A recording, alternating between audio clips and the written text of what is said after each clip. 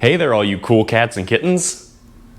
I promise I'll never actually say that again, but if you're not watching Tiger King on Netflix, seriously go check it out after you finish this video. It's really quite something.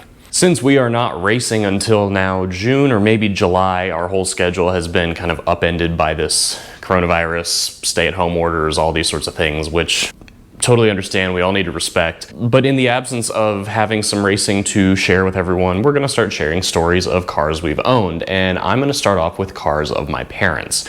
My parents moved about a year ago, and in the process they downsized by quite a bit, so they went through a bunch of old boxes and paperwork, and they actually found a bunch of old car paperwork dating back to the late 1970s. I figured why not share these stories with the rest of you, and if anyone else has stories they'd like to share of either their own cars of their past or cars of their parents, doubly so if you have paperwork to back it up, that's always cool and interesting to look at. Please do reach out, whether it's via comments here, via direct message on Instagram or Facebook. And of course, if this sounds like a fun idea to you, please do go ahead and subscribe to the channel. We really appreciate it, and we will be putting out a lot more of this content and everything else we can think to put together in the time while we're all apart and more or less out of our cars.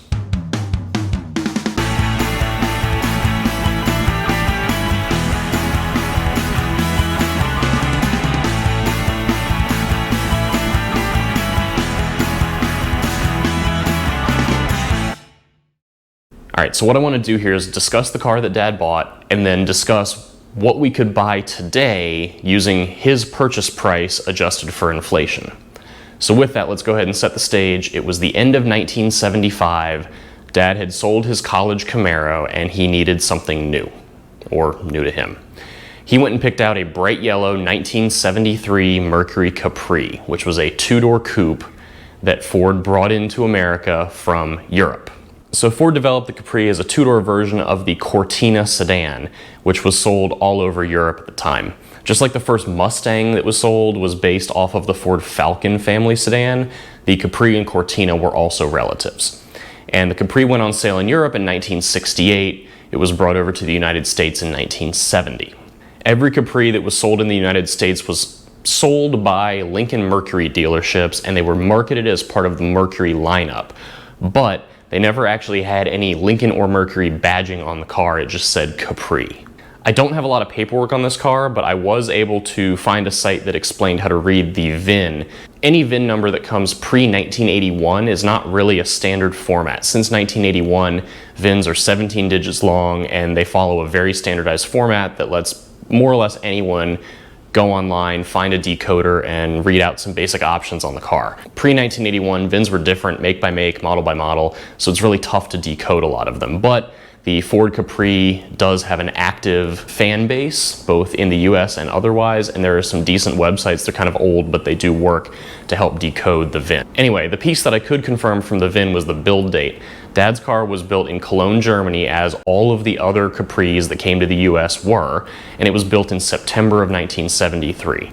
So I said he picked out a 1973 Capri. It was either a 73 or 74. I don't quite know when the model year changeover was, so the car may have been a 74. Dad's Capri had the V6 engine, which was optional. They had a smaller four-cylinder as well in the US. The V6 was either a 2.6 liter or a 2.8 liter, and they were called the Cologne V6. Now, the 2.8 came about for the 1974 model year, and it grew in size and power and torque past 1974, and it was put in a bunch of other Fords. I know if you drove a Ranger or an Aerostar with a V6, it was a 2.8 liter in those. That was a Cologne V6. I think the Cologne was available in some other Ford Lincoln Mercury products, I just don't know all that well. Now, given Dad's car was built in September of 73, I'm suspecting that his Capri was sold as a 1974 model year, which means it had the bigger 2.8 liter Cologne instead of the 2.6 liter. Now, that was paired with a 4-speed manual transmission, and if he had the 2.8 liter, that V6 made 105 horsepower and 140 foot-pounds of torque. It doesn't sound like a lot, and really it's not. I'm sure the torque helped it feel quick off the line and around town, but it is important to note that the Capri only had a curb weight of 2,500 pounds. That is pretty light, especially if it's just you in the car. That's more or less the weight of some early Miatas and other small two-seat cars that some of us can identify with. Dad, of course, has a ton of fond memories of the Capri. He said it felt very different from other American cars that were being sold at the same time, and of course it did. It was European. So very interesting to see how this is a more early example of a car coming to the United States with heavy European influence and being sold to Americans far before the concept of a world car was really premiered. Ford did go on to talk about the world car concept in the 80s and 90s, and then things kind of took off with every brand. Now, although Dad didn't keep the Capri for very long, he did keep it long enough to pay off the 2-year loan that he took on it. And you'll see what replaced the Capri in the next video. Dad paid $2,200 for his 1973 or 74 Capri, and he financed it. He was, fresh into the job market out of college. He didn't have the longest credit history. Car loans at the time, whether you bought new or pre-owned, were not as cheap as they are today. In the current climate with coronavirus and the economy being in a pretty heavy slump, we're seeing some 0% offers on brand new cars. We're seeing some really good offers on used cars. Things were not like that. Even though he only financed $2,200, which doesn't sound like a lot now, he got an interest rate of 11.13%.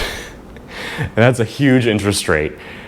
Granted, it was only on $2,200. If it was on $22,000, that would be quite a bit more money that you're talking about as far as cost of the loan. When we bring all of this into today's money, that $2,200 purchase price is equivalent to $10,578 accounting for inflation. So if you were in Dad's position now, fresh out of school, not a big credit history, but you still want something sporty, you set a budget of $10,000, maybe a little bit more, and you want something fun to drive with a manual transmission, ideally room for 4 passengers, what would you buy? Let us know by leaving a comment below. We'll revisit your suggestions in the next video before we talk about the car Dad bought to replace the Capri and why. I'd be looking at a pre-owned Scion FRS or Subaru BRZ. I've never driven a 70s Ford Capri. I've heard they're quite fun to drive. Obviously they are low power, low weight, high revving, momentum cars.